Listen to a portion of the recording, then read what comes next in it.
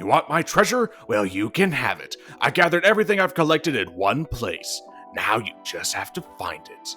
These were the famous words of Gold D. Roger, king of the pirates and who began the pirate era here on One Piece. It took me a while to get into this series when I saw the episode count, but when a certain year came rolling around and I had nothing better to do, like a fish, I was hooked on. Took me a while, perhaps a year or maybe less, but I finally got caught up to One Piece. Then the news came out that Netflix is making a live-action adaptation of, well, the first season or at least the first saga of One Piece. How was my reaction? No, God! Yeah, guys, you probably know the history of anime adaptations into live action. They're not always great. Like, for example, Death Note, Attack on Titan, Cowboy Bebop, and He That Shall Not Be Named. Hey, get back! Get away from here! Ugh, piece of junk. So yeah, when the news came out that One Piece was going to be a live-action series on Netflix, that was kind of where I started to have doubts. I'll be honest, when I saw the trailer, it looked a lot more like one of those early Pirates of the Caribbean flicks. The trailer honestly looks pretty good, although a few moments kind of look a little iffy when you stare at it for too long. My god, those snails are horrifying. But I have been seeing a lot of positivity towards this, and I hope that I'm wrong, but I am still going to be seeing it and reviewing it next week.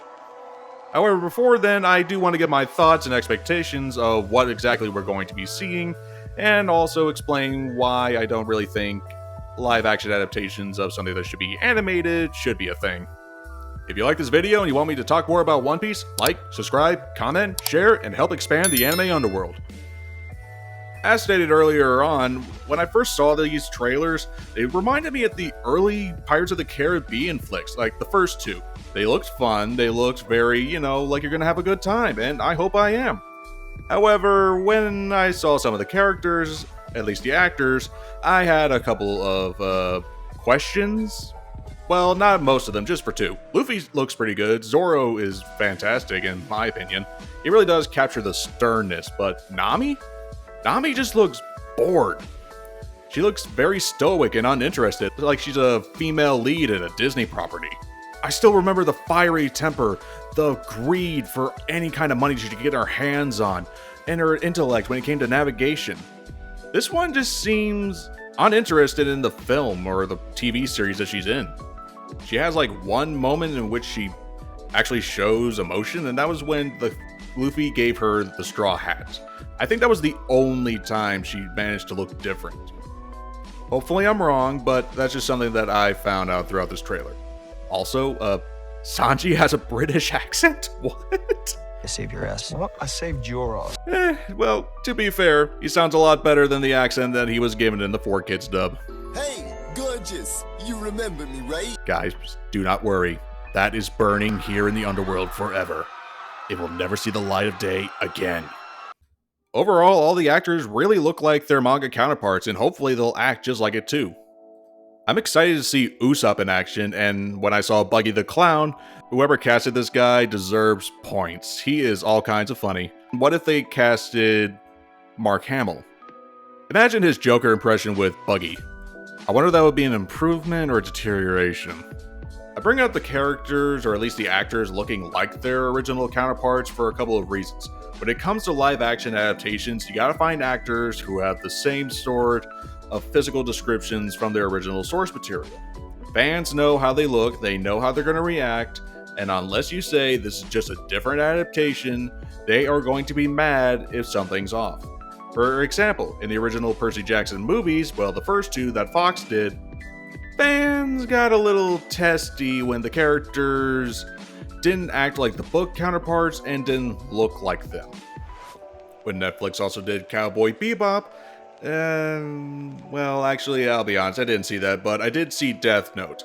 When Netflix did Death Note, Light didn't act like the cool, slick, very manipulative manga counterpart. He acted very screamy and out of place, like a punk. A wannabe punk. This was not Light.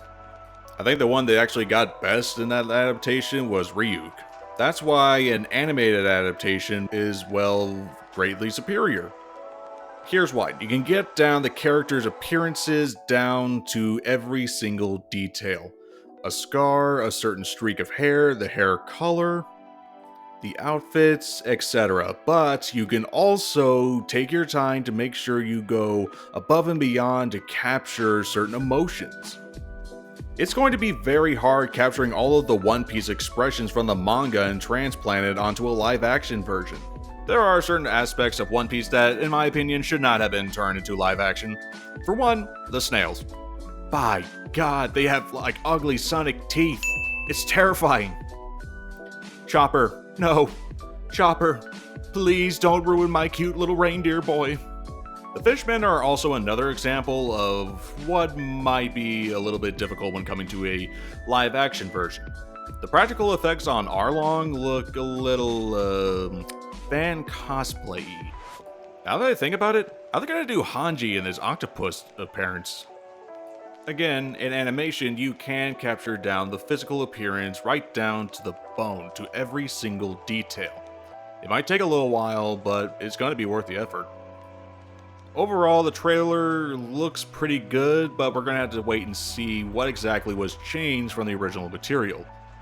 I'm not sure what has changed. The whole introduction of Buggy the Clown looks a little different because I don't think Zoro was there to see Buggy. I don't know, I'm gonna have to rewatch the original series. And that's probably why they did the live action. If you're an anime-only fan, or if you haven't watched the original series before, a little update from the news. Apparently, One Piece is going to be ending. Not next year, but we are reaching the final saga of the manga franchise. So I give it about, let's see, why not talk about 4 or 5 years? Let's just say 7 at most. Yeah, One Piece is going to be ending in about maybe 7 years, which is honestly a little hard to imagine. For me, One Piece is essentially the Family Guy of anime. The Simpsons is of course Dragon Ball, but you can see where the similarities come from. That's why I made the comparison, and it's been going on for so long, I was wondering if I was still going to be alive if it ended. Rest in peace, fans that will never see the One Piece. Do not worry, we'll carry on your dreams. But that is probably why that they made the live action version, because it's to introduce fans who haven't seen it before into the world, so maybe they can start reading the manga or at least watching the original. After all, some of One Piece is on Netflix now. If anything, it's probably going to get fans saying, hey wait, this is also animated, I wonder what was different. It's the whole compare and contrast dealio that's probably going to get fans, or at least newcomers, to watch the old ones first so it can just rack up viewership. I might be a newcomer to One Piece, especially considering other diehard fans, but I am feeling a little nostalgic for the whole East Blue saga. I am missing all the original introductions and how the characters were when they first started. It's so hard to compare how they started to how they are now. It might have taken over 20 years or so for them to get like this, but the journey sure has been worth it. I can't wait to see how One Piece is going to be going forward in terms of the anime adaptation and manga, but as for the live action, well, it's certainly going to be a lot of callbacks that a lot of fans are probably going to be excited for. I'm glad Oda stuck around with Netflix to show them how exactly he wanted the adaptation to go. It's his creation, and hopefully One Piece could be a new standard for anime adaptations, just like Castlevania and Sonic are for video game adaptations. Come around next week and I'll be discussing the whole series on Netflix. Tell me what you liked about the trailers, what you didn't like, and hopefully we'll see what happens next week.